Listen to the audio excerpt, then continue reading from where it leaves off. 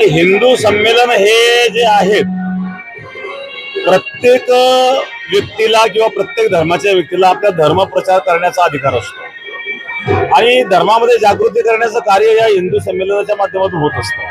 कारण आजच्या काळामध्ये जर आपण पाहिलं तर वेगवेगळ्या प्रकारचे धर्मावर असणारे आक्रमण जे होतात, तर त्याकरता आपली जागृती असावी। आपण कोणा अन्याय करू नये, पण कोणी अन्याय करत असेल तर ते सहन करू नये आणि म्हणून त्याकरता जागृती निर्माण करण्याच्या उद्देशाने हिंदू संमेलन चालू आहे। राष्ट्रीय स्वयंसेवक संघ यांचं शताब्दी वर्षाच्या निमित्ताने आणि संघाच्या वतीने हिंदू संमेलन चालू आहेत, ते बरोबर आहेत।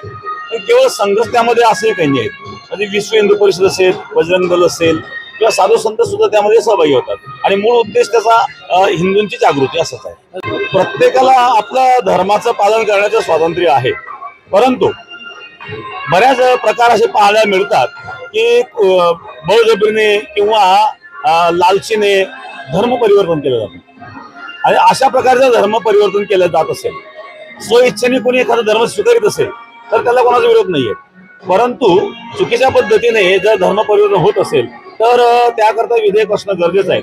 मी सरकारची या बाबतीमध्ये स्तुती करेल। आता विरोधक जे आहेत, तर विरोधकांना काही कामं नसतात, जो तो त्याच्या पद्धतीने विरोध करेल, परंतु विरोध करणं हे चुकीचं आहे। काही काही लोकांना विनाकारण प्रबोधन करायचं असतो आणि राजकारण करायचं असतं, कारण विशिष्ट लोक असतात, विशिष्ट वर्गाचे लोक असतात, त्या विशिष्ट वर्गाच्या लोकांना खुश करण्याकरता ते लोक असं करतात। ज्योतिषशास्त्र हे गणित शास्त्र आहे, परंतु अशा ज्योतिषशास्त्राच्या नावाखाली ज्योतिष एक शास्त्र आहे, तर त्या शास्त्राच्या नावाखाली जर कोणी असं कोणाचं शोषण करीत असेल तर ते चुकीचं आहे आणि असं शोषण करणाऱ्या व्यक्तीला दंड झाला पाहिजे।